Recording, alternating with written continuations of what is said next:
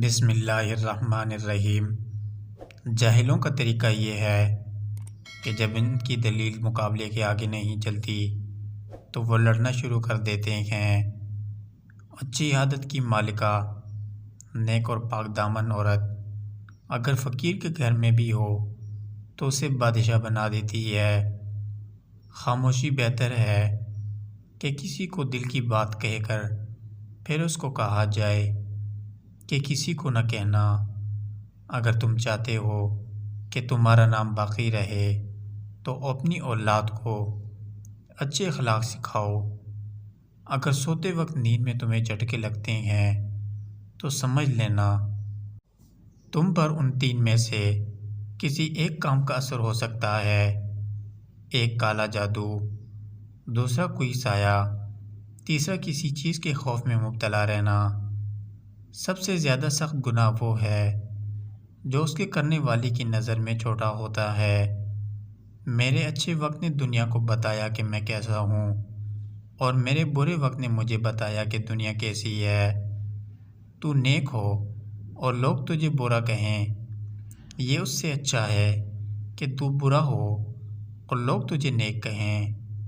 تعجب ہے کہ اللہ تعالیٰ کی اتنی مخلوق ہے لیکن وہ کسی کو نہیں بھولتا، لیکن ہمارا ایک ہی رب ہے اور ہم اسے بھول جاتے ہیں۔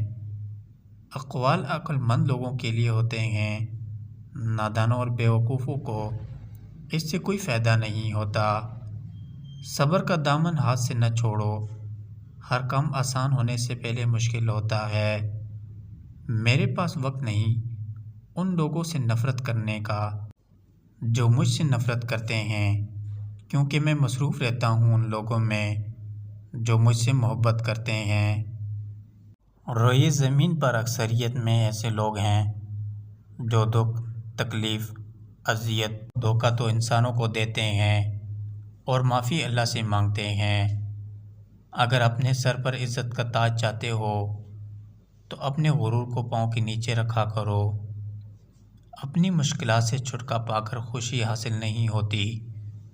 خوشی تب حاصل ہوتی ہے جب انسان ان مشکلات سے سیکھنے لگتا ہے۔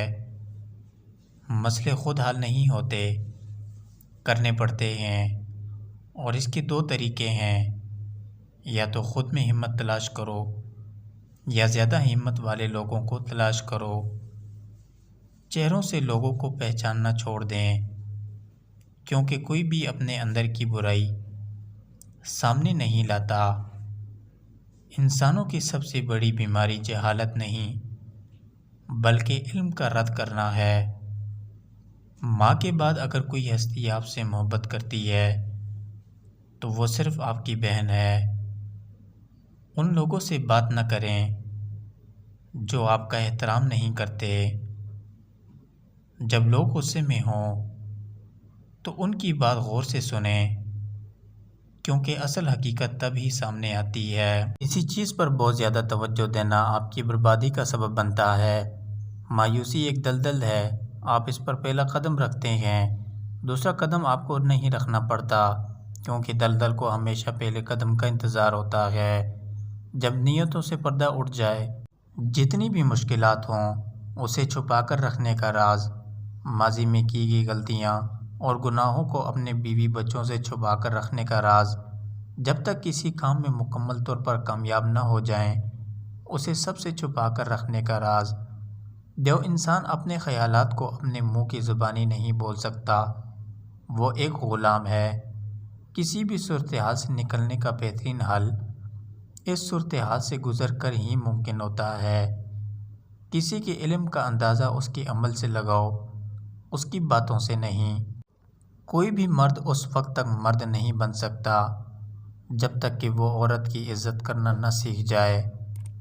جھگڑے اس لیے ختم نہیں ہوتے کیونکہ ہم جھگڑے کو جھگڑوں سے ختم کرنے کی کوشش کرتے ہیں۔ اگر کوئی شخص برے خیالات رکھتا ہے تو اس کا اثر چہرے پر ظاہر ہونا شروع ہو جاتا ہے۔